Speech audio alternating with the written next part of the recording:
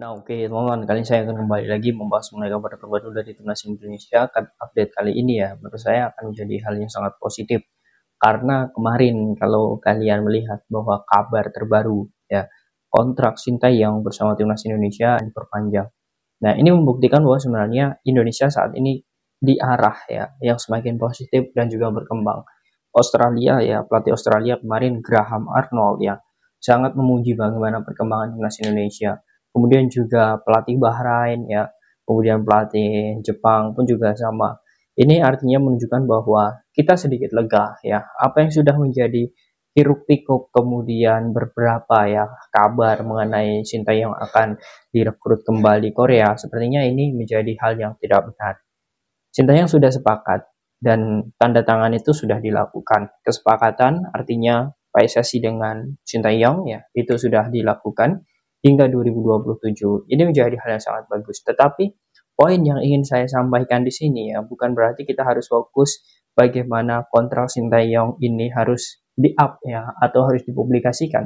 Bukan hanya itu, tetapi poin yang ingin saya sampaikan adalah keberlanjutan pemain keturunan. Nah, ini yang sangat penting. Semenjak Sinteyong ya teman-teman datang ke Indonesia, kemudian merubah ya bagaimana pondasi, kemudian memutus ya atau memotong generasi Evan Dimas, kemudian diganti generasi Pratama Arhan dan kawan-kawan. Ini sudah berhasil dan pemotongan generasi itu bukan hanya berimbas pada pemain lokal, pemain-pemain keturunan juga seperti sosok Spasojevic, kemudian ada juga Stefano Lillipali dan juga beberapa pemain lainnya itu terkena dampak ya. Itu memang harus dilakukan oleh Sinteyong. Nah, ini pembahasan sangat seru sekali. Jangan lupa untuk membangun channel ini, teman-teman ya. Silahkan kalian tekan tombol like, comment, dan juga subscribe. Serta tekan tombol loncengnya agar kalian selalu mendapatkan notifikasi dari video-video saya selanjutnya. Oke, saya lanjutkan lagi. Kemarin sudah tanda tangan kontrak. Kemudian Sintayong saat ini sedang fokus ya.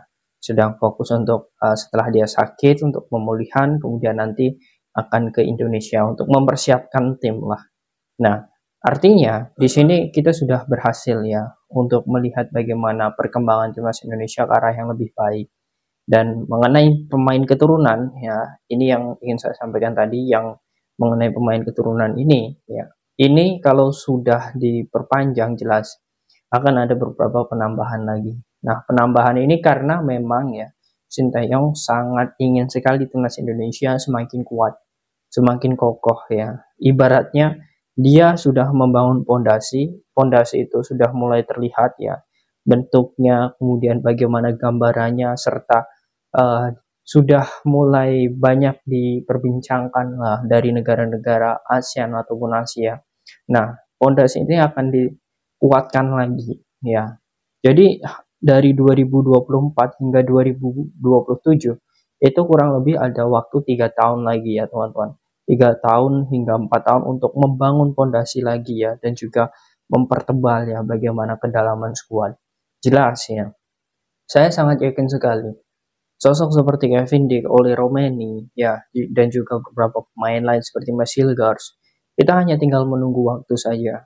Karena saya sangat yakin dengan PSSI juga, ketika Sintayong menginginkan si A ya, atau pemain A, kemudian direkomendasikan ke PSSI, nah, itu PSSI pasti di situ sudah mulai bekerja keras ya, mengupayakan agar beberapa pemain itu bisa jadi bagian timnas Indonesia. Jadi bukan hanya sisi dari bagaimana prestasi timnas saja sebenarnya teman-teman yang kita lihat kalau Sintayong ini dikontrak hingga 2027.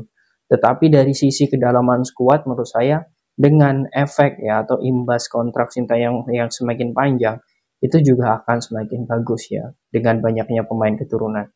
Nah, kemudian selanjutnya teman-teman, ini juga menjadi hal yang sangat bagus yang perlu saya sampaikan bahwa ketika kita sudah fokus untuk Piala Dunia ya 2026, saat ini kita sudah masuk di ronde ketiga.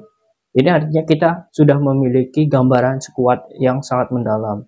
Kalau dilihat beberapa amunisi dari beberapa posisi ya seperti kiper, kita sudah memiliki sosok Hernando dan juga mungkin nanti bulan 9 selesai ada sosok Martin Paes. Kemudian juga untuk di posisi back ya kita sudah ada J.I. Justin Hubner, Nathan Chow Aon, Jordi Amat ya. Kemudian juga ada beberapa pemain seperti Vertonghen, ya. Kemudian juga ada Saint Patinama, Arhan.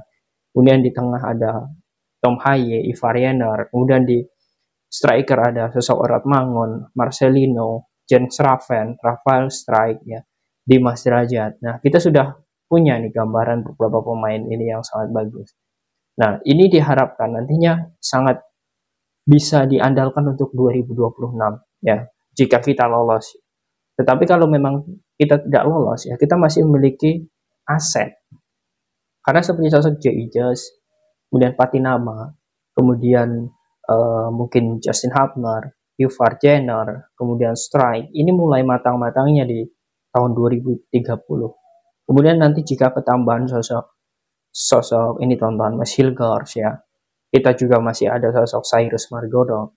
Jadi impact-nya ini menurut saya dengan perpanjangan kontrak Sinteyong, kemudian program naturalisasi dijalankan terus, kemudian juga para pemain-pemain yang saat ini berusia 21 itu akan semakin matang ketika menginjak usia 26-27.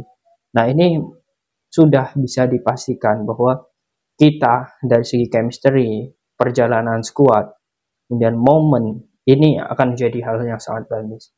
Karena saya sangat sepakat dengan apa yang sudah dikatakan oleh Bapak Erick Thohir. Kita jangan sampai seperti Kroasia. Kita juga tidak ingin seperti Belgia.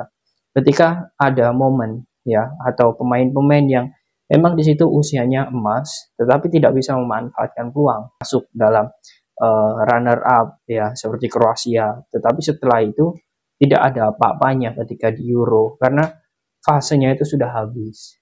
Kemudian juga seperti ini teman-teman, ya, Belgia pun juga sama. Ketika masa kemasan di situ ada De Bruyne, ada Lukaku, pada saat itu ada Hazard dan sebagainya. Ya, setelah masa itu habis, ya, ya tidak ada lagi yang menurut saya di sini bisa dibanggakan lah. Dan timnas Indonesia berbeda. Aset jangka panjang ini harus dilanjutkan dengan kontrak Sintayong yang semakin panjang ini sudah bagus.